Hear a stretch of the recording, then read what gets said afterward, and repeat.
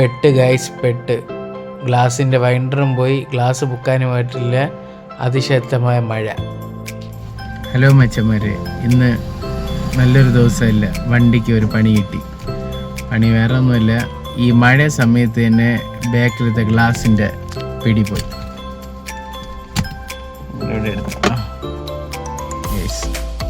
ഊരി വന്നു.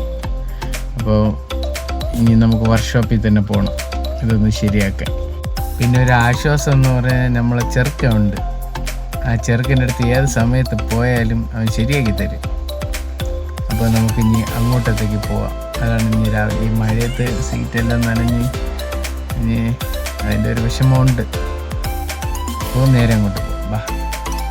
ആദ്യം ഞാൻ വന്നത് സെക്കൻഡ് സാധനം എടുക്കാൻ വേണ്ടിയാണ്. വൈൻഡർ സെക്കൻഡ് എടുക്കണതാണ് നല്ലത്. 10-200 രൂപയ്ക്ക് കിട്ടും.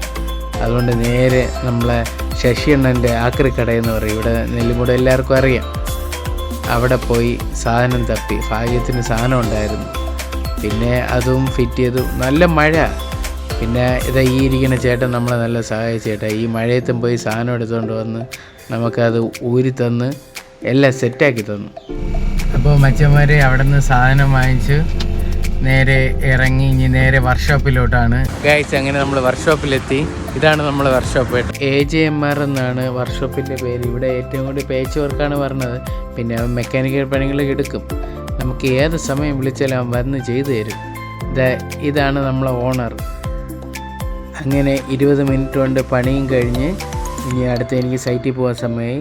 അപ്പോൾ ഇന്ന് ഇത്രയേ ഉള്ളൂ. നിങ്ങൾക്ക് എന്തെങ്കിലും ഇതേപോലത്തെ പേച്ച് വർക്കാ എന്തെങ്കിലും ചെറിയ മെക്കാനിക്കൽ പണി ഉണ്ടെങ്കിൽ ഇവനെ കോൺടാക്റ്റ് ചെയ്യുക.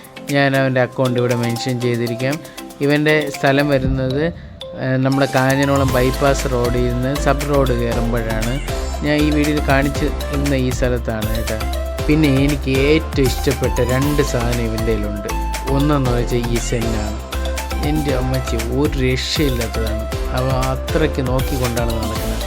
പിന്നെ ഒരു ബുള്ളറ്റുണ്ട്, അതും അവൻ റീസ്റ്റോർ ചെയ്ത് എടുത്തതാണ്. കയ്യം പൊളിയാണ്. അപ്പോൾ ഇന്ന് ഇത്രയേ ഉള്ളൂ. അടുത്തൊരു പുതിയൊരു വിശേഷമായിട്ട് വരുന്നത്. ബായ്.